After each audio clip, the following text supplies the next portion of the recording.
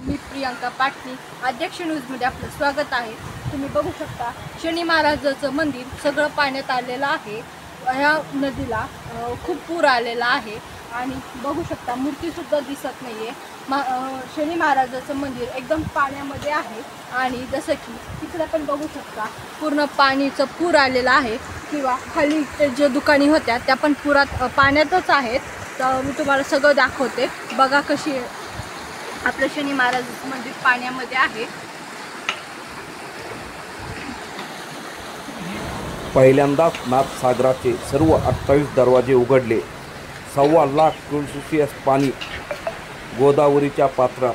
गेवराई तालुक्यातील 34 गावांचा संपर्क तुटला। बीड जिल्ह्यातही तुफान पाऊस। 18 मंडळात अतिवृष्टी। खरीपाचे पिके उद्ध्वस्त। सर्व तालुक्यातील शेती पिकांना पावसाचा फटका। तर गोदाकाठच्या 32 गावांना बसणार पुराचा फटका।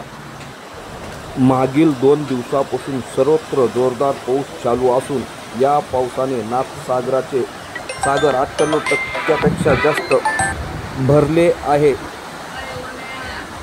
या धरणाचे सर्व 28 दरवाजे खुले केले असून यातून 1,13,000 क्युसेक्सने पाणी विसर्ग गोदावरी पात्रात सुरू असून यामुळे गेवराई तालुक्यातील पंचाळेश्वर येथील दत्त मंदिर, भोज संस्थान मंदिर, राक्षस भवन येथील शनी मंदिर, राजापूर येथील महादेव मंदिर हे पूर्ण पाण्याखाली गेले असून गावाला पाण्याचा वेढा पडला आहे।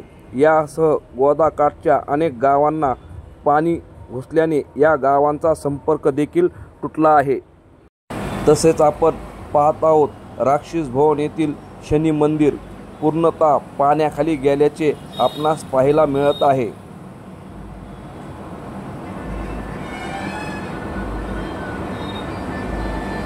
मंदिर परिसरात असलेल्या दुकानेही पाण्यात त्यांचा काही प्रमाणावर भाग गेलेला आहे।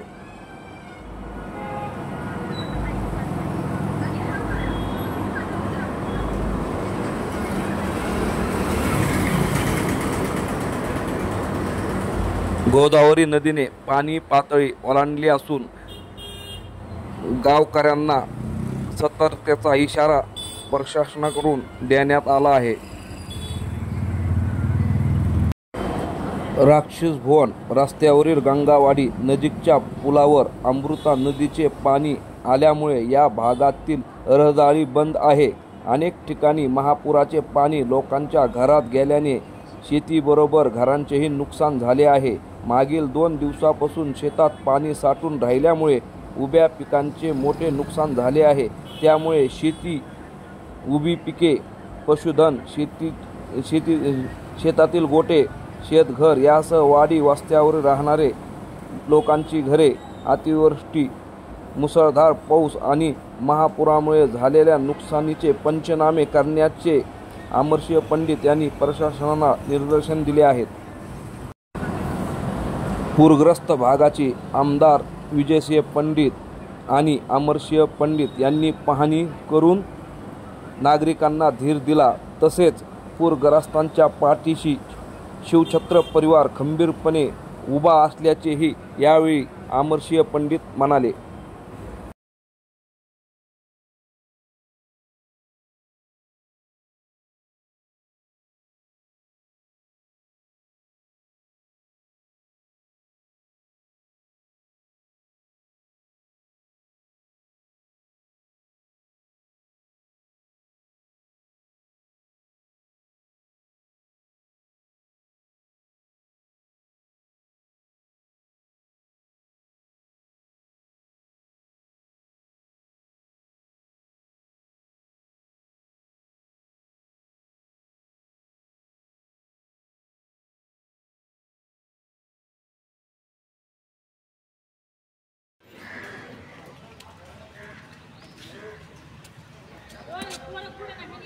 चला ना